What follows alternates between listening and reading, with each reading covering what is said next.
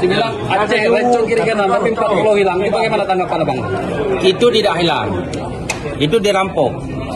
Dan Menteri Dalam Negeri mengeluarkan SK tanpa persetujuan daripada pemerintah Aceh, maka kita tetap mempertahankan pulau tersebut. Bukti jelas, nyata, sejarah historis dan lainnya memang itu adalah milik Aceh. Mulai dari zaman Belanda, peta kolonial, dan surat tanah 1965 membuktikan bahwa itu milik masyarakat Aceh. Dan juga didiami, sudah ditanami dengan pohon kelapa, sudah tinggi-tinggi puluhan tahun, dan memang pada waktu itu adalah orang Aceh Selatan, karena Singkil belum pemekaran daripada Aceh Selatan. Maka dalam hal ini kita wajib pertahankan tanah kita, harta kita, pulau kita tersebut berdasarkan bukti-bukti arbitrasi, bukti-bukti sejarah, dan bukti-bukti hukum. Karena jelas ada Undang-Undang 1956, ada Undang-Undang Pemekaran Aceh Singkil 1999, ada dua kesepakatan dari pemerintah Aceh dan pemerintah Sumatera Utara, yaitu 88 dan 99. Dan ada peta topografi dari TNI AD 1978.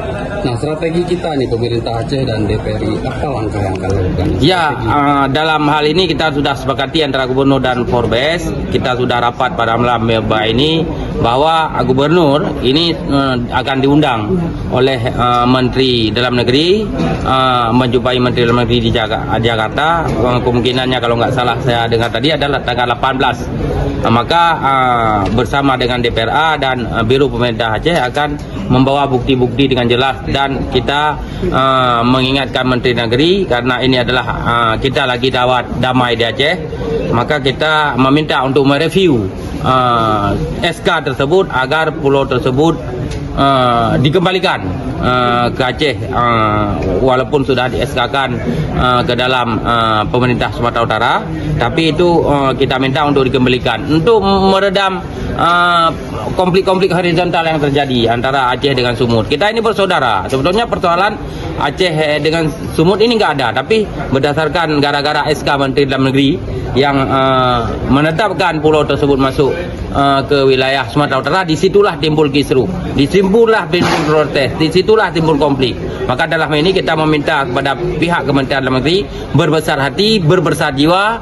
menjaga damai Aceh, mengembalikan pulau tersebut kepada Aceh dengan merevisi SK Mendagri tersebut. Kalau itu tidak ditanggapi, apa langkah yang akan dilakukan? Kita tentu akan menempuh langkah-langkah diplomasi dan langkah-langkah politik. Arti politik itu luas. Ya, yang utamanya kita harapkan kepada pemerintah pusat dalam hal ini Mendagri untuk menjaga dan merawat perdamaian yang ada di Aceh. Kita ini sudah cukuplah di sewenang-wenangkan kan dengan perjanjian MOU Helsinki yang belum tuntas.